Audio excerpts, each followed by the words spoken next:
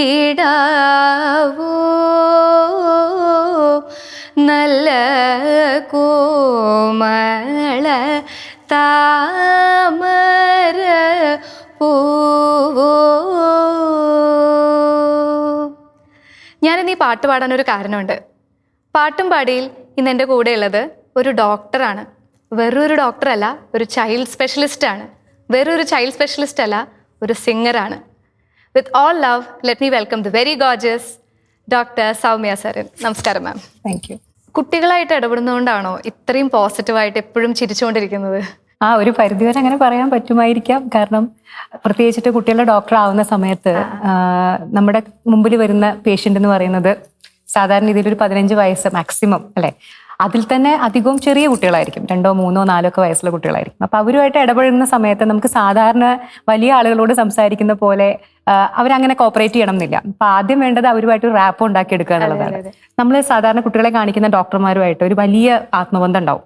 കാരണം ആദ്യം മുതലേ പലരും കണ്ടിട്ടില്ലേ, സ്ഥിരം ഒരൊറ്റ ഡോക്ടറായിരിക്കും കുട്ടികളെ കാണിക്കുക. അതൊരു വിശ്വാസമാണ്.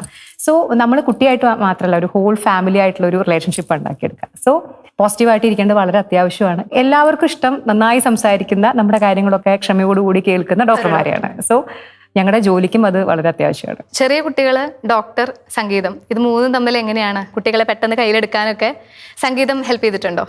അങ്ങനെ ഇപ്പൊ നമുക്ക് OP-യിൽ സംഗീതം ഹെൽപ്പ് ചെയ്യുമെന്ന് ചോദിച്ചു കഴിഞ്ഞാൽ അങ്ങനെ ഉണ്ടാവില്ല. കാര്യം ഇപ്പൊ നമുക്ക് അസുഖമായി വരുന്ന കുട്ടിയെടുത്ത് നമ്മൾ പാട്ടുപാടി കൊടുത്തിട്ടൊന്നും കാര്യം ഉണ്ടാവില്ല. പക്ഷെ സംഗീതം എപ്പോഴും വലിയൊരു ഹെൽപ്പാണ്. കാരണം അത് ആക്ച്വലി ഞങ്ങളുടെ ലൈഫ് സ്റ്റൈല്, ഡോക്ടർമാർക്ക് മാത്രമേ അവരുടെ ഒരു സ്ട്രെസ് മനസ്സിലാവുകയുള്ളൂ. കാരണം ഇപ്പൊ നമ്മളൊരു കുട്ടിയെ അഡ്മിറ്റ് ചെയ്ത് കഴിഞ്ഞു കഴിഞ്ഞാൽ ആ കുഞ്ഞ് സുഖം പ്രാപിച്ച് പോകുന്നത് വരെ നമ്മുടെ റെസ്പോൺസിബിലിറ്റിയാണ്. അപ്പോൾ എന്തുണ്ടെങ്കിലും നമ്മൾ എപ്പോഴും ഒരു വിളിപ്പുറത്ത് വേണം. അപ്പോൾ അതുകൊണ്ട് തന്നെ ആ സ്ട്രെസ് ഞങ്ങളുടെ ജീവിതത്തിൽ അത് ഞങ്ങളുടെ ജീവിതത്തിന്റെ ഒരു ഭാഗമാണ്. സോ നമ്മുടേതായിട്ടുള്ള എന്തെങ്കിലും വഴികൾ സ്ട്രെസ് കുറയ്ക്കാനുള്ള, എന്നെ സംബന്ധിച്ചിട്ട് സംഗീതം അങ്ങനെയുള്ളൊരു കാര്യമാണ്. കാരണം സ്ട്രെസ് ബസ്റ്ററാണ്. സോ ഞാൻ ചെറുപ്പം മുതൽ തന്നെ സംഗീതം അഭ്യസിച്ചിട്ടുണ്ടായിരുന്നു 10ാം ക്ലാസ് വരെ. അത് പക്ഷേ ക്ലാസിക്കൽ മ്യൂസിക് ആയിരുന്നു. സത്യം പറയാലോ, എനിക്ക് ക്ലാസിക്കൽ മ്യൂസിക്കിനോട് വലിയ താല്പര്യമില്ല. വീട്ടിലെ എല്ലാവർക്കും സംഗീതം ഇഷ്ടമാണ്. അപ്പൊ എൻ്റെ അച്ഛനും അമ്മയും, അമ്മ എന്ന ജീവനോടെ ഇല്ല, രണ്ടുപേരും പാടുന്ന ആൾക്കാരായിരുന്നു. പക്ഷെ ആരും അങ്ങനെ അഭ്യസിച്ചിട്ടൊന്നുമില്ല. അതായത് ഇപ്പോൾ ക്ലാസിക്കൽ മ്യൂസിക് പഠിക്കുക അല്ലെങ്കിൽ അങ്ങനെ അഭ്യസിച്ചിട്ടില്ല. പക്ഷെ എല്ലാവരും നമുക്കറിയാലോ, അവർ പാടുന്നത് കേട്ടിട്ടുണ്ട്. ഞാൻ നന്നായി പാടുന്ന ആളുകളാണ്. ഇപ്പോൾ അവരുടെ വലിയൊരു ആഗ്രഹമായിരുന്നു പാട്ട് പഠിപ്പിക്കുക, ഡാൻസ് പഠിപ്പിക്കുക. പിന്നെ 10-25 കൊല്ലം മുമ്പ് അറിയാലോ, അതൊരു എന്താ ഒരു രീതിയായിരുന്നു കുട്ടികളെ പാട്ടിലും ഡാൻസിലൊക്കെ വിടുക എന്നുള്ളത്. യൂത്ത് ഫെസ്റ്റിവൽ വളരെയധികം ഇന്നത്തെ പോലെയല്ല, ഭയങ്കര കോമ്പറ്റേറ്റീവ് സ്പിരിറ്റിൽ യൂത്ത് ഫെസ്റ്റിവൽ നടന്നിരുന്ന ഒരു സമയമൊക്കെയാണ് ഞാനൊക്കെ പഠിച്ചിരുന്ന സമയം. സോ അങ്ങനെയാണ് എൻ്റെ അച്ഛനും അമ്മയും 1ാം ക്ലാസ്സിൽ തന്നെ പാട്ടും ഡാൻസ് ഒക്കെ തുടങ്ങി. പിന്നെ കുറച്ചൊരു 3ാം ക്ലാസ് 4ാം ക്ലാസ് ഒക്കെ ആയപ്പോഴേക്കും യൂത്ത് ഫെസ്റ്റിവലിൽ മത്സരിക്കാൻ തുടങ്ങി, സമ്മാനങ്ങൾ കിട്ടാൻ തുടങ്ങി. വൺസ് ഈ സമ്മാനങ്ങൾ കിട്ടാൻ തുടങ്ങി കഴിഞ്ഞാൽ പിന്നെ അത് അച്ഛന്മാർക്ക് ഒരു സ്പിരിറ്റാണ്, പിന്നെ അത് വിടില്ല. അപ്പോൾ ഡാൻസ് ആയാലും പാട്ടായാലും, ആക്ച്വലി എന്നെ പാട്ടിനേക്കാൾ കൂടുതൽ ഡാൻസിലാണ് കൂടുതൽ പഠിപ്പിച്ചത്. സ്ഥലം പാലക്കാട് ആയതുകൊണ്ട് തന്നെ ഒരു കലയായിട്ട് വളരെ അടുത്ത് കിടക്കുന്ന ഒരു സ്ഥലമാണ്. അപ്പൊ അത്തരത്തിലൊരു ഇൻഫ്ലുവൻസ് ഉണ്ടായിട്ടുണ്ടോ? ഡെഫിനറ്റ്ലി ഇൻഫ്ലുവൻസ് ചെയ്തിട്ടുണ്ടാവും. നമ്മൾ കേൾക്കുന്നതും കാണുന്നതും ഒക്കെ. ഇപ്പോൾ അമ്പലങ്ങളിലൊക്കെ സ്ഥിരമായിട്ട് ചാക്യാർകൂത്തും ഓട്ടം തുള്ളലും ഒക്കെ നടന്നിരുന്ന സമയമാണ്. ഞാനൊക്കെ ചെറിയ കുട്ടിയിൽ, ഞാൻ ആദ്യമായിട്ട് എനിക്ക് ഓർമ്മയുണ്ട്, ചാക്യാർകൂത്ത് പഠിക്കുന്നതിന് മുന്നേ എന്താണ് ചാക്യാർകൂത്ത് എന്ന് കാണാൻ വേണ്ടിയിട്ട് എന്നെ അച്ഛൻ ചിനക്കത്തൂർ പൂരം കേട്ടിട്ടുണ്ടായിരിക്കും, വളരെയധികം പ്രസിദ്ധമായിട്ടുള്ള ചിനക്കത്തൂർ പൂരത്തിനാണ് അവിടെ ചാക്യാർകൂത്തിന് എന്നെ അവിടെ കൊണ്ടുപോയിട്ട് ചാക്യാർകൂത്ത് കാണിച്ചു തന്നിട്ടുണ്ട്. ഇതാണ് ചാക്യാർകൂത്ത് എന്നറിയാൻ വേണ്ടിയിട്ട്. അതെ, അപ്പോൾ അതൊക്കെ ഡെഫിനറ്റ്ലി ഇൻഫ്ലുവൻസ് ചെയ്തിട്ടുണ്ട് എന്നാണ് എനിക്ക് തോന്നുന്നത്. പിന്നെ പാലക്കാട് എനിക്ക് എൻ്റെ നാടായതുകൊണ്ട് പറയല്ലോ, ഭയങ്കര നാടൻ അല്ലെങ്കിൽ അങ്ങനെ ഒരു തനതായ കുറെ വളരെ ഇന്നസെന്റ് ആയിട്ടുള്ള ആളുകളും ഒക്കെ, ഒരു വളരെ പ്യുവർ ആയിട്ടുള്ള ഒരു സ്ഥലമാണ്. ചെറുപ്പത്തിൽ ആദ്യമായിട്ട് പാടിയതോ അല്ലെങ്കിൽ എപ്പോഴെങ്കിലും സ്കൂൾ ഓർമ്മകൾ ഒപ്പിയെടുക്കുമ്പോ ഓർക്കുന്ന ഏതെങ്കിലും ഒരു പാട്ട്? ലളിതഗാനങ്ങളാണ് അധികം എനിക്ക് ഇഷ്ടം. ഞാൻ പറഞ്ഞല്ലോ, അപ്പോൾ അന്നത്തെ കാലത്ത് ദൂരദർശനിലെ ലളിതഗാനങ്ങൾ വരും ധാരാളം. അത് ഒരു വലിയൊരു നൊസ്റ്റാൾജിയാണ്. അപ്പോൾ ജയചന്ദ്രൻ സാറുടെ ലളിതഗാനങ്ങൾ എനിക്ക് ഭയങ്കര ഇഷ്ടമായിരുന്നു. അന്ന് എല്ലാവരും ഇപ്പൊ രാധിക തിലക്, അവരൊക്കെ, ഇപ്പൊ സുരേഷ് ഗോപിയുടെ രാധിക, ഇവരൊക്കെ അന്ന് ഈ ദൂരദർശനിൽ വന്നിട്ട് പെർഫോം ചെയ്യുന്ന ലളിതഗാനങ്ങൾ എന്ന് പറഞ്ഞിട്ടൊരു സെഗ്മെന്റ് തന്നെ ഉണ്ടായിരുന്നു. അപ്പൊ അതൊക്കെ കേൾക്കും, എന്നിട്ട് റെക്കോർഡ് ചെയ്യും, എന്നിട്ട് പഠിക്കും. അതൊരു അന്നൊരു ഭയങ്കര ഇഷ്ടമുള്ള കാര്യമാണ്. അതിലെനിക്ക് ഏറ്റവും ഇഷ്ടപ്പെട്ട ഒരു പാട്ട് ഞാൻ എപ്പോഴും പാടാറുണ്ട്, ജയചന്ദ്രൻ സാറുടെ. അതിലെനിക്ക് പ്രത്യേകം അതിനോടുള്ളൊരു ഇഷ്ടം എന്ന് പറഞ്ഞാൽ അത് താരാട്ടുപാട്ടാണ്. അപ്പൊ അതുകൊണ്ട് തന്നെ ഞാൻ എൻ്റെ പേജിൽ ഒരു തവണ അത് ഞങ്ങളുടെ ന്യൂ ബോൺ ICUല് ഒരു തവണ വെറുതെ ഇരുന്ന് പാടി. അതൊരു സിസ്റ്റർ റെക്കോർഡ് ചെയ്തിട്ടിട്ടുണ്ടായിരുന്നു. അപ്പോൾ എനിക്ക് ഭയങ്കര ഇഷ്ടമുള്ള ഒരു പാട്ട് അത്. അതൊന്ന് ശ്രുതി താഴ്ത്തി പാടുക പൂങ്കുയിലേ എന്നോമലുറക്കമായി ഉണർത്തരുതേ, എന്നോമലുറക്കമായി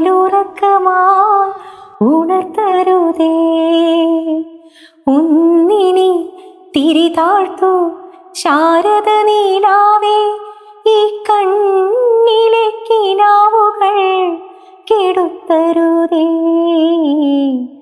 കണ്ണിലെ കിനാവുകൾ കെടുത്തരുതേ. ഒന്നിനി ശ്രുതി താഴ്ത്തി പാടുക പൂങ്കുയിലേ, എന്നോമലുറക്കമായി ഉണർത്തരുതേ, എന്നോമലുറക്കമായി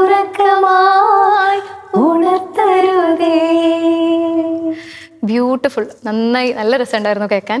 ചെറിയ കുട്ടിയാകുമ്പോൾ തൊട്ടേ താരാട്ട് പാട്ടുകളോടാണോ കൂടുതൽ ഇഷ്ടം, അതോ പിന്നീട് ഈ ചൈൽഡ് സ്പെഷ്യലൈസേഷൻ ഒക്കെ വന്നിട്ട് അങ്ങനെ വന്നൊരു ഇഷ്ടം കൂടുതലാണോ? അങ്ങനെയാണെന്ന് തോന്നുന്നു. കാരണം പ്രത്യേകിച്ചിട്ട് നമുക്ക് ഇതിനോട് കൂടുതൽ താല്പര്യം വരിക നമുക്ക് സ്വന്തമായിട്ട് കുട്ടി ഉണ്ടാകുമ്പോഴും പിന്നെ നമ്മൾ കുട്ടികളുമായിട്ട് ഇടപഴകുമ്പോഴുമാണ്. അപ്പൊ എന്നെ സംബന്ധിച്ച് രണ്ടും ഉണ്ടായിരുന്നു. മോളായതിനു ശേഷവും പിന്നെ അതിനുശേഷം ഈ കുട്ടികളുമായിട്ട് എനിക്ക് താരാട്ട് പാട്ടുകളോട് പ്രത്യേകിച്ചിട്ട് കുറച്ച് ഇഷ്ടം കൂടുതലുണ്ട്. സ്കൂൾ കാലഘട്ടം കഴിഞ്ഞിട്ട് കോളേജ് MBBS പഠനകാലം, അവിടെ ചെന്നപ്പോ എങ്ങനെയായിരുന്നു കലാജീവിതം, സംഗീതമൊക്കെ കൂടെ കൊണ്ടുപോകാനായിട്ട് പറ്റിയിരുന്നു? ഇല്ല, എനിക്ക് ആക്ച്വലി എന്റെ ജീവിതത്തിലെ വലിയൊരു നഷ്ടബോധമാണത്. കാരണം ഈ യൂത്ത് ഫെസ്റ്റിവലിന്റെ ആ ഒരു തിരക്കിലേക്ക് പോകുമ്പോൾ ഫെസ്റ്റിവലിന്റെ തിരക്ക് പറഞ്ഞപ്പോഴാണ് നമ്മുടെ കാവ്യ മാധവൻ, കാവ്യ ചേച്ചിയും പിന്നെ അന്ന മാഡം ഒക്കെ ബാച്ച് ഓർമ്മയുണ്ടാവുമെന്ന് എനിക്കറിയില്ല. കാര്യം ഇവരൊക്കെ ഞാൻ 10th പഠിക്കുമ്പോൾ എനിക്ക് തോന്നുന്നു കാവ്യ ഒരു വർഷം ജൂനിയർ ആയിരുന്നു. അന്ന എന്റെ സെയിം ഏജ് ആയിരുന്നു. അന്ന പറയുന്ന ഹൈബീഡന്റെ വൈഫാണ്. എങ്ങനെയായിരുന്നു? വളരെ ഹെൽത്തി ആയിട്ടുള്ള ഒരു കോമ്പറ്റീഷൻ ഞങ്ങളുടെ കാലത്ത് നിർഭാഗ്യവശാൽ അല്ല. അതായിരുന്നു എന്റെ സത്യം. കാരണം അന്നത്തെ ഒരു അൺഹെൽത്തി ടെൻഡൻസി എന്ന് പറയുന്നത് ഒരു ഡിസ്ട്രിക്റ്റ് വരെയൊക്കെ വലിയ പ്രശ്നമില്ലാതെ പോകും. പക്ഷെ അതിനുശേഷം നമുക്ക് കലാതിലകം കലാപ്രതിഭയൊക്കെ ആയിക്കഴിഞ്ഞാൽ അന്നത്തെ കാലത്ത് നമുക്ക് MBBS സീറ്റൊക്കെ ഉണ്ട്, കുറച്ച് അവർക്ക് കോട്ടയുണ്ട്. അപ്പൊ അതുകൊണ്ട് തന്നെ ആളുകൾക്ക് കുറച്ച് ഇത് കിട്ടാനുള്ള ഒരു വാശി കുട്ടികൾക്കല്ല, അച്ഛനമ്മമാർക്ക്. അപ്പൊ അതുകൊണ്ട് തന്നെ കുറച്ച് ഈ പൈസയും അല്ലെങ്കിൽ ഇൻഫ്ലുവൻസ് കാര്യങ്ങൾ നമ്മളെ പഠിപ്പിക്കുന്ന മാഷന്മാർ ആരൊക്കെയാണ് കുറേ കാര്യങ്ങൾ ഇതിനെ സ്വാധീനിക്കുമായിരുന്നു. സോ ഞാൻ എൻ്റെ ഒരു അനുഭവത്തിൽ എനിക്ക് ഏറ്റവും വലിയൊരു വിഷമമുണ്ടായ സംഭവങ്ങളൊക്കെ എൻ്റെ ലാസ്റ്റ് 10th ക്ലാസ്സിലുണ്ടായത്. അപ്പോൾ നമ്മൾ അതിപ്പോൾ എനിക്കെന്നല്ല, അർഹിക്കുന്ന പലർക്കും കിട്ടാത്തത് നമ്മൾ കൺമുമ്പിൽ കാണുമായിരുന്നു. സോ അതിനോടുണ്ടായൊരു നിരാശ കൂടി ഉണ്ടായിരുന്നു. പക്ഷെ അന്നത്തെ കാലത്ത് അത് വിടാൻ അതൊരു കാരണമായി എന്ന് പറയാം. പക്ഷെ ഇപ്പൊ എനിക്ക് കുറെ മാറി എന്ന് തോന്നുന്നുണ്ട്. അതിന് ശേഷമാണ് ഗ്രേഡ് മാത്രമാക്കി, ഫസ്റ്റ് സെക്കൻഡ് ഒക്കെ മാറ്റി ഗ്രേഡ് മാത്രമാക്കി, പിന്നെ പക്കമേടക്കാർ പാടില്ല എന്നുള്ള തീരുമാനം വന്നു. ഇതൊക്കെ ആക്ച്വലി ഇങ്ങനെയുള്ള അൺഹെൽത്തി ആയിട്ടുള്ള പല കാര്യങ്ങളും കൊണ്ടുണ്ടായതാണ് ഭാവിയിൽ. ഇപ്പൊ മ്യൂസിക് ഡയറക്ടേഴ്സിനെ ഒക്കെ നോക്കുകയാണെങ്കിൽ ആരുടെ പാട്ടാണ് കൂടുതൽ കുറച്ചും കൂടെ കേൾക്കാനായിട്ട്? എനിക്ക് അങ്ങനെ പ്രത്യേകിച്ച് ഒരാളുടെ പാട്ട് എന്നുള്ളതില്ല കേട്ടോ. എനിക്ക് എല്ലാവരുടെയും ഇപ്പൊ ചില ആളുകളുടെ ചില പാട്ട് കേൾക്കാൻ സുഖമുള്ള എല്ലാ പാട്ടുകളും എനിക്ക് അങ്ങനെ ഞാൻ ഒന്നിനെയും മാറ്റി നിർത്താറില്ല. ഹിന്ദി സോങ്സ് ആണെങ്കിലും എനിക്ക് ഭയങ്കര, ഇപ്പൊ ജഗ്ജീത് സിംഗിന്റെ ഒക്കെ സോങ്ങുകൾ എനിക്ക് ഭയങ്കര ഇഷ്ടമാണ്. അപ്പോ ഇങ്ങനെ ഇന്ന പെർട്ടിക്കുലർ ഒരാളെ എന്നുള്ളതില്ല. ഇപ്പൊ സിതാര കൃഷ്ണകുമാറിന്റെ എനിക്ക് വോയിസ് ഭയങ്കര ഇഷ്ടമാണ്. അപ്പോ ആക്ച്വലി സിതാരയുടെ ഹസ്ബൻഡ് ഡോക്ടർ സജീഷ് എന്റെ ഹസ്ബൻഡിന്റെ ക്ലാസ്മേറ്റ് ആണ്. അപ്പോ അങ്ങനെ ഇപ്പൊ വിധുവിന്റെ എനിക്ക് വിധുവിന്റെ ഏറ്റവും ഇഷ്ടമുള്ള പാട്ടുകൾ ചോദിച്ചു കഴിഞ്ഞാൽ സിനിമ പാട്ടല്ല, ഒരു മഴ എന്ന് പറയുന്ന ഒരു ആൽബം കേട്ടിട്ടുണ്ടോ? എന്തോ മൊഴിയുവാൻ ഉണ്ടാകും ഈ മഴയ്ക്ക് എന്നോട് മാത്രമായി. അങ്ങനെ നമുക്ക് അങ്ങനെ ചില പാട്ടുകൾ സിനിമ പാട്ടിനേക്കാൾ എനിക്ക് ഏറ്റവും ഇഷ്ടമുള്ള ഫേവറേറ്റ് ആണ് ആൽബംസ് ആയിരിക്കും. അപ്പോൾ അങ്ങനെയില്ല, ഞാൻ വളരെ ഓപ്പണാ, ഏത് പാട്ടും ഇഷ്ടപ്പെട്ടാൽ ഇഷ്ടപ്പെട്ടു. അച്ഛൻ അമ്മ രണ്ടുപേരും വളരെയധികം സപ്പോർട്ടീവ് ആയിരുന്നു എന്ന് പറഞ്ഞു കലാജീവിതത്തിൽ. ഇതില് പാട്ടിനോട് കൂടുതൽ താല്പര്യം ആർക്കായിരുന്നു, അച്ഛനാണോ അമ്മയ്ക്കാണോ? ആക്ച്വലി എൻ്റെ അച്ഛൻ നന്നായി പാടും. എൻ്റെ ഓർമ്മ എന്ന് പറഞ്ഞാൽ ചെറുപ്പത്തിൽ നമ്മൾ രാത്രി ഊണൊക്കെ കഴിഞ്ഞതിന് ശേഷം അച്ഛന് ഇഷ്ടമുള്ള കുറേ പാട്ടുകളുണ്ട്, പഴയ പാട്ടുകളാണ്. ഈ പുത്തൂരം വീട്ടിൽ പിറന്നവരെല്ലാം ആ ഒരു സ്റ്റേജിലുള്ള ആ സമയത്തുള്ള കുറേ പാട്ടുകൾ അച്ഛൻ നന്നായിട്ട് എനിക്ക് ഒരു അനിയനായിരുന്നു. അപ്പോൾ ഞങ്ങൾക്ക് രണ്ടുപേർക്കും, ഞങ്ങൾ ചെറിയ കുട്ടികളാകുന്ന സമയത്ത് എനിക്ക് നല്ല ഓർമ്മയുണ്ട്. അച്ഛൻ കണ്ടിന്യൂസ് ആയി പാടിത്തരും. രാത്രി ഊണൊക്കെ കഴിഞ്ഞിരിക്കുന്ന ഒരു 9-10 മണി സമയത്ത് അച്ഛൻ നന്നായി പാടുമായിരുന്നു. ഇപ്പോൾ സാറിന്റെ കാര്യം പറയുകയാണെങ്കിൽ ആദ്യം സിവിൽ സർവീസിലായിരുന്നു. അതെ. പിന്നീട് അതിൽ നിന്നൊരു ട്രാൻസിഷൻ, ഒരു പൊതുപ്രവർത്തനം എന്ന് പറഞ്ഞ ഒരു രംഗത്തിലേക്ക് കടന്നു. ആ ഒരു ഡെസിഷൻ അത് ചെറിയ ഡെസിഷൻ അല്ല, എങ്ങനെ നോക്കിയാൽ അത് കുറച്ചൊരു നമ്മൾ ആലോചിച്ചെടുക്കേണ്ട ഒരു തീരുമാനമാണ്. എങ്ങനെയായിരുന്നു ആ ഒരു ഡെസിഷനിലേക്ക് ഉള്ള ഒരു യാത്ര, അല്ലെങ്കിൽ അതിന്റെ ഒരു തോട്ട് പ്രോസസ് ഒക്കെ എങ്ങനെയായിരുന്നു? അതൊരിക്കലും സിമ്പിൾ അല്ല, അത് ഈസി ആയിരുന്നില്ല. ഞാൻ ഈ 2003 സരിനെ പരിചയപ്പെടുന്ന കാലം മുതൽക്ക് തന്നെ സരിൻ ഇത് പെട്ടെന്ന് എടുത്തൊരു ഡിസിഷൻ അല്ല. He was very clear. പരിചയപ്പെട്ട കാലം മുതൽക്ക് തന്നെ എനിക്കറിയാം, വളരെ ക്ലിയർ ആയിട്ട് ഫ്രണ്ട്സിനോടൊക്കെ പറയാറുണ്ട്, എനിക്ക് ഏറ്റവും ഇഷ്ടം പൊളിറ്റിക്സ് ആണ്, സോഷ്യൽ സർവീസാണ്. അപ്പോൾ ഫൈനലി ഞാൻ എന്തൊക്കെ ജോലി എടുക്കുകയാണെങ്കിലും ഫൈനലി ഞാൻ പൊളിറ്റിക്സിലേക്ക് എത്തും. അത് എന്നാ എപ്പോൾ എന്നൊന്നും എനിക്കറിയില്ല. ബട്ട് ഇപ്പോൾ ഇമ്മീഡിയറ്റ്ലി MBBS കഴിഞ്ഞ് കഴിഞ്ഞാൽ എനിക്ക് സിവിൽ സർവീസാണ് എൻ്റെ എയിം. അപ്പോൾ അതിന് വേണ്ടി പോകും എന്നുള്ളതായിരുന്നു. അങ്ങനെ ഞങ്ങളുടെ കല്യാണം കഴിയുന്നത് MBBS സാറിന് ഫസ്റ്റ് സിവിൽ സർവീസിൻ്റെ റാങ്ക് ലിസ്റ്റിൽ വന്ന് ആ സമയത്താണ് ഞങ്ങളുടെ വിവാഹം കഴിയുന്നത്. അപ്പോൾ അതിനുശേഷം ഈ പറയുന്ന 2009 വിവാഹം, 6 വർഷം അദ്ദേഹം സർവീസിലുണ്ടായിരുന്നു. അങ്ങനെ 2015 ജോലി വിടാൻ തീരുമാനിച്ചു. ഞാൻ ഒറ്റ കാര്യം പറഞ്ഞോളൂ, എൻ്റെ PG കഴിയട്ടെ, രണ്ടാമത്തെ PG കഴിയട്ടെ. കാര്യം എനിക്കൊരു ജോലി വേണം, ഒരാൾ ഏർണിംഗ് വേണമല്ലോ. സോ എൻ്റെ PG കഴിയണവരെ വെയിറ്റ് ചെയ്യണം. 2015 എൻ്റെ രണ്ടാമത്തെ PG കഴിഞ്ഞത്. അങ്ങനെ ഞങ്ങൾ തിരിച്ച് ഒറ്റപ്പാലത്തേക്ക് വന്നു. ഞാൻ ഒറ്റപ്പാലത്തെ PK ദാസിൽ ജോയിൻ ചെയ്തു. ഒരു ജോലിയായി. ഞാൻ പറഞ്ഞു ഫൈൻ, ഇനിയിപ്പം കുഴപ്പമില്ല, ഇനി ഞാൻ നോക്കിക്കോളാം. ഇനി എന്താന്ന് വെച്ചാൽ അതെ. അപ്പോൾ പിന്നെ അദ്ദേഹം 2015 മുതൽ ആക്റ്റീവായിട്ട് കോൺഗ്രസ് പൊളിറ്റിക്സിലുണ്ട്. ഓക്കെ.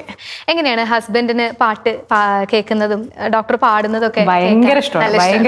പാട്ട് പാടിയാണോ നിങ്ങൾ അടുപ്പത്തിലായി? ഒരു പരിധിവരെ എന്റെ പാട്ടുകൾ റെക്കോർഡ് ചെയ്ത് കൊണ്ടുപോയിരുന്നു. ഞാൻ പാടുന്നത് ഭയങ്കര ഇഷ്ടമായിരുന്നു. അപ്പൊ കുറച്ച് കഥകൾ കേൾക്കാണ്ട്. ഞങ്ങളുടെ ലവ് മാരേജ് ആയിരുന്നു. നിങ്ങൾ രണ്ടുപേരും അടുപ്പത്തിലായിരുന്ന ടൈമിൽ കേൾക്കാൻ ഇഷ്ടപ്പെട്ടിരുന്ന ഒരു പാട്ടോ അല്ലെങ്കിൽ എപ്പോഴും പാടാൻ ആവശ്യപ്പെട്ടിരുന്ന പാട്ട് അങ്ങനെ എന്തെങ്കിലും ഉണ്ടോ? ഏറ്റവും ഇഷ്ടപ്പെട്ടത് രാജഹംസമേ എന്നുള്ള പാട്ടായിരുന്നു. അതൊന്ന് സാറിന് വേണ്ടി ഓൺ സ്ക്രീൻ കുറച്ച്. രാജഹംസമേ മഴവിൽ കുടിലിൽ സ്നേഹദൂതുമാ വരുമോ സാഗരങ്ങളെ മറുവാക്കുമിണ്ടുമോ ഇവിടെ എൻ്റെ സ്നേഹഗായകൻ രാജഹംസമേ. ബ്യൂട്ടിഫുൾ. പഴയ കാലത്തേക്കൊക്കെ സഞ്ചരിച്ചു പോയോ? കുറച്ച്. ഡോക്ടർ ഇപ്പോൾ കുട്ടികളായിട്ടാണ് ഫുൾ ടൈം ഇടപെടുന്നത്. അപ്പോൾ അത്തരം ഒരു വളരെ മറക്കാൻ ആവാത്തൊരു മെമ്മറി എന്തെങ്കിലും? അങ്ങനെ കുറേ മെമ്മറീസ് ഉണ്ട്. ആക്ച്വലി എനിക്ക് പറയാനുള്ളൊരു മെമ്മറി എന്ന് പറഞ്ഞു കഴിഞ്ഞാൽ ഒരു സന്തോഷമുള്ള മെമ്മറി അല്ല, ഒരു നെഗറ്റീവായിട്ടുള്ള. പലപ്പോഴും ഞാൻ അത് പറയുന്നത് എന്തുകൊണ്ടാണെന്ന് വെച്ച് കഴിഞ്ഞ് കഴിഞ്ഞാൽ നമ്മൾ ഡോക്ടർമാരെ, പ്രത്യേകിച്ചിട്ട് കുട്ടികളുടെ ഡോക്ടർമാരെ നമുക്ക് ആർക്കെങ്കിലും പരിചയം ഉണ്ടെങ്കിൽ നമ്മുടെ സ്ഥിരമുള്ള ഒരു ശീലമാണ് എന്തെങ്കിലും കുഞ്ഞിന് ചെറിയ അസുഖമൊക്കെ ഉണ്ടെങ്കിൽ വിളിച്ചിട്ട് ഫോണിൽ കൂടെ മരുന്ന് ചോദിക്കുക, അല്ലെങ്കിൽ എന്താണ് ചെയ്യേണ്ടത് ചോദിക്കുക. ഞാൻ ഒരിക്കലും അത് ചെയ്യാറില്ല. കാരണം എൻ്റെ ജീവിതത്തിൽ ഉണ്ടായ ഒരു അനുഭവം കൊണ്ടാണ് ഞാനത് ചെയ്യാത്തത്. അപ്പോൾ അത് ഞാൻ പറയുന്നത് ഇനിയും പല ഡോക്ടർമാരും ഇങ്ങനെ ചെയ്യാറില്ല. അപ്പം അതിൻ്റെ കാരണം ഇതാണെന്ന് മനസ്സിലാക്കണം എന്നുള്ളതുകൊണ്ടാണ്. എനിക്ക് എൻ്റെ ഉണ്ടായ ഒരു അനുഭവം, ഞാൻ ബാംഗ്ലൂർ പഠിക്കുന്ന സമയത്ത് ചില കുട്ടികൾ ബുദ്ധിമാന്തിയുള്ള കുട്ടികളുണ്ടായിരിക്കും, സെറിബ്രൽ പാൽസി എന്ന് പറയുന്ന അസുഖമുള്ള കിടപ്പിലായ കുട്ടികളുണ്ടായിരിക്കും. അപ്പം അങ്ങനെയുള്ള കുട്ടികളുമായിട്ട് വരുന്ന അച്ഛനമ്മമാരുടെ അടുത്ത് നമുക്ക് പ്രത്യേകിച്ച് വല്ലാത്തൊരു അടുപ്പായിരിക്കും. കാരണം പലരും നമ്മുടെ ഏജുള്ള ആളുകളായിരിക്കും. അപ്പം അവരുടെ സ്ട്രഗിളും കാര്യങ്ങളും നമ്മൾ കാണുമ്പോൾ തന്നെ ബാക്കിയുള്ളവരെക്കാൾ കൂടുതൽ നമ്മൾ അവരുമായിട്ട് അടുപ്പം വരും. സോ അങ്ങനെ ഒരു കപ്പിൾ ഉണ്ടായിരുന്നു. അവരുടെ കുഞ്ഞ് ഒരു 8-9 വയസ്സുള്ള കുട്ടിയാണ്, സെറിബ്രൽ പാൽസി ഉള്ള കുട്ടിയാണ്. അപ്പം ഇടയ്ക്കിടയ്ക്ക് കൊണ്ടുവരും, എപ്പോഴും അവർക്ക് ഇടയ്ക്കിടയ്ക്ക് അസുഖങ്ങൾ വരും. അപ്പം അങ്ങനെ ഒരു ദിവസം എന്നെ ഇങ്ങനെ വിളിച്ചിട്ട് പറഞ്ഞു, മോനിങ്ങനെ ചെറിയൊരു ജലദോഷം പോലെയുണ്ട്, അപ്പം മരുന്ന് എന്താ കൊടുക്കേണ്ടത് ചോദിച്ചു. ഞാനപ്പോൾ ജലദോഷത്തിനുള്ള ഒരു മരുന്ന് പറഞ്ഞു കൊടുത്തു. അപ്പോൾ ഞാനങ്ങനെ വിടും ചെയ്തു. 2 ദിവസം കഴിഞ്ഞിട്ട് ആ കുഞ്ഞിനെ ഞാൻ തന്നെ ഡ്യൂട്ടിയുള്ള ദിവസം കാഷ്വാലിറ്റിയിൽ കൊണ്ടുവന്നു, എമർജൻസി ഡിപ്പാർട്ട്മെന്റിൽ. ആ കുഞ്ഞാണെങ്കിൽ വളരെ മോശം അവസ്ഥയിലായിരുന്നു, ലൈക്ക് ഗ്യാസ്പിംഗ് എന്ന് പറയും, അതായത് ശ്വാസം കിട്ടാതെ ഉള്ള ഒരു അവസ്ഥയിലായിരുന്നു. ഉടൻ തന്നെ ICUയിലേക്കൊക്കെ മാറ്റി വെന്റിലേറ്ററിലേക്കൊക്കെ ആക്കി. മേ ബി അവരുടെ ആ നിസ്സഹായാവസ്ഥ കൊണ്ടോ അല്ലെങ്കിൽ അവിടുത്തെ ആ ഒരു വല്ലാത്ത ഫ്രസ്ട്രേഷൻ കൊണ്ടോ ആയിരിക്കാം. അമ്മ പറഞ്ഞു, ഞാൻ 2 ദിവസം മുമ്പേ സൗമ്യ ഡോക്ടറെ വിളിച്ച് ചോദിച്ചതാണ്, എങ്ങനെ ചെറിയ ജലദോഷം ഉണ്ടായിരുന്നു എന്ന് പറഞ്ഞതാണ്, ഇന്ന മരുന്ന് കൊടുത്താൽ മതി എന്ന് പറഞ്ഞു. ഞങ്ങൾ ആ മരുന്ന് കൊടുത്തിരുന്നു, പക്ഷേ പെട്ടെന്ന് അധികമായി എന്ന് പറഞ്ഞു. അപ്പോൾ എന്നോട് പറഞ്ഞത് ജലദോഷം എന്നായിരുന്നു. അപ്പോൾ എൻ്റെ പറ്റിയ തെറ്റെന്ന് പറഞ്ഞു കഴിഞ്ഞാൽ, ജലദോഷമാണെങ്കിലും എന്താണെങ്കിലും ആ കുഞ്ഞിനെ ഞാൻ കാണാണ്ട് ജലദോഷത്തിന് മാത്രമുള്ളൊരു മരുന്ന്, ചിലപ്പോൾ ഈ കുഞ്ഞിന് ആ സമയത്ത് തന്നെ ചിലപ്പോൾ ഈ ന്യൂമോണിയയുടെ പ്രശ്നം, ആ കുട്ടിക്ക് ന്യൂമോണിയ മൂർച്ഛിച്ചതാണ് ഇങ്ങനെ ഒരു അവസ്ഥ വരാൻ കാരണം. 2 ദിവസം കഴിഞ്ഞപ്പോൾ ചിലപ്പോൾ അപ്പം തന്നെ ന്യൂമോണിയ ഉണ്ടായിരുന്നിരിക്കാം. അപ്പൊ ഞാൻ പറയേണ്ടിയിരുന്നത് കുഞ്ഞിനെ ഇങ്ങോട്ട് കൊണ്ടുവരൂ, നോക്കട്ടെ എന്നായിരുന്നു. പക്ഷേ ജലദോഷമല്ലേ, അവര് ഈ കുട്ടീനെ എടുത്തു കൊണ്ടുവരണം, കാരണം നടക്കാനൊന്നും പറ്റാത്ത കുട്ടിയാണ്. അപ്പൊ നമ്മൾ വിചാരിക്കുന്നത് സാരമില്ല, എന്നാ ഇത് കൊടുത്താൽ മാറുകയാണെങ്കിൽ മാറട്ടെ എന്നല്ലേ വിചാരിക്കാം. അതെനിക്ക് വല്ലാത്തൊരു എക്സ്പീരിയൻസ് ആയിരുന്നു. അപ്പോൾ എൻ്റെ അടുത്ത് അന്ന് എൻ്റെ ടീച്ചർ പറഞ്ഞു, എന്താ വെച്ചാൽ ഇത് എനിക്കും ഷോക്കായി പോയി. കാര്യം കുട്ടി വളരെ സിക്കായി. അപ്പം ഞാൻ ഒരു തെറ്റ് ചെയ്ത പോലെ ആയി. അപ്പോൾ എൻ്റെ അടുത്ത് പറഞ്ഞു, ഇനിയെങ്കിലും നമ്മൾ ആരും ആയിക്കോട്ടെ ഓവർ ദ ഫോൺ നമ്മൾ എന്തെങ്കിലും ഒരാളൊരു അസുഖം പറയുന്ന സമയത്ത് കാണാണ്ട് മരുന്ന് പറയരുത്, പ്രത്യേകിച്ച് കുട്ടികൾക്ക്. കാരണം കുട്ടികൾക്ക് പറയാൻ അറിയില്ല. കാരണം ഈ അമ്മ കാണുന്ന ചിലപ്പോൾ ചെറിയ ചുമയും ജലദോഷം മാത്രമായിരിക്കും. കുഞ്ഞിൻ്റെ നെഞ്ചിൽ എന്താണ് അവസ്ഥ എന്നുള്ളത് നമ്മൾ നോക്കിയാലേ നമുക്ക് പറയാൻ പറ്റും. ടെസ്റ്റുകൾ ചെയ്താലേ എക്സ്റേ എടുത്താലേ പറയാൻ പറ്റും. സോ നമ്മൾ കാണുന്നില്ല കുട്ടീനെ, അച്ഛനും അമ്മയും കാണുന്നതല്ല നമ്മൾ കാണുന്നത്. സോ കൊണ്ടുവരാൻ പറയണം, നേരിട്ട് കണ്ടിട്ടാണ് മരുന്ന് കൊടുക്കാൻ പാടും. അല്ലാതെ ഇപ്പൊ പനി ഉണ്ടെങ്കിൽ പാരസ്റ്റമോൾ കൊടുക്കണമെന്നല്ല പറയുന്നത്, കൊടുത്തോളൂ. പക്ഷെ അപ്പൊ തന്നെ പറയാ നെക്സ്റ്റ് തന്നെ അടുത്ത ഡോക്ടറെ കൊണ്ടേ കാണിക്കുക, വെച്ചിരിക്കരുത്. ഞാൻ ഇന്നും അതേ പറയാറുള്ളൂ. ഒരിക്കലും ഞാൻ ഈ പറഞ്ഞ പോലെ ഫോണിൽ കൂടെ മരുന്ന് പറഞ്ഞു കൊടുക്കാറില്ല. ഒരു നെഗറ്റീവ് എക്സ്പീരിയൻസ് ആണ്, പക്ഷെ എങ്കിൽ പോലും അത് മറക്കാൻ പറ്റാത്ത ഒരു എക്സ്പീരിയൻസ് ആണ്. പക്ഷെ ആ കുഞ്ഞ് ഭാഗ്യവശാൽ രക്ഷപ്പെട്ടു. ഇല്ലെങ്കിൽ ആക്ച്വലി അത് വല്ലാത്തൊരു മെന്റൽ ട്രോമ എനിക്ക് കൂടി ആയേനെ. മോള് സ്വാതിക, മോള് ഉണ്ടായതിനു ശേഷം കുട്ടികളെ ഡയഗ്നോസ് ചെയ്യുമ്പോൾ അല്ലെങ്കിൽ ചികിത്സിക്കുമ്പോഴും അതിന് മുന്നേ അതിൽ ഒരു ഡിഫറൻസ് ഉണ്ടായിട്ടുണ്ട്? അയ്യോ, അത് പറയാതിരിക്കാൻ പറ്റില്ല. രണ്ടാമത്തെ പേജിക്ക് ജോയിൻ ചെയ്തു. എനിക്ക് ആദ്യത്തെ പോസ്റ്റിംഗ് കിട്ടിയത് ICU-ല്, പീഡിയാട്രിക് ICU-ല്.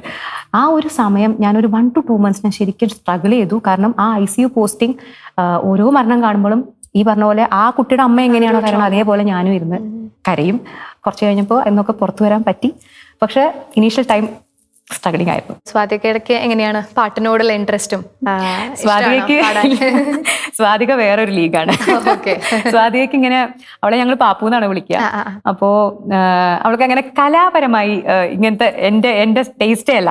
എന്റെ പാട്ട് ഇഷ്ടമാണോ?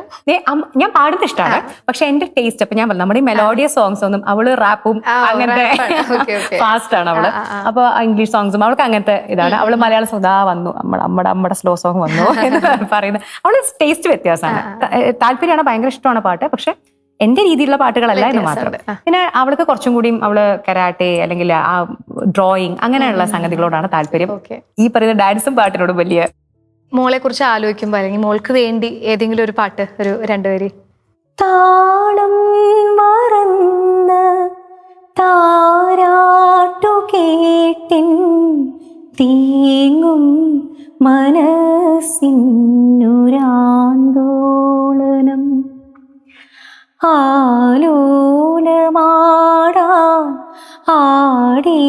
ആടിത്തളരാൻ അമ്മമാരിൻ ചൂടു തേടി കൊഞ്ചി കൊഞ്ചി ചിറകുരുമ്മി മാനത്തെ മാമന്റെ മുത്തശ്ശി കഥ കേട്ട് മുത്തണി ചുണ്ടത്ത് പാൽമുത്തം പകരാനും താളം മറന്ന് താരാട്ടു കേട്ടിൻ തീങ്ങും മനസ്സിനുരാന്തോളനം.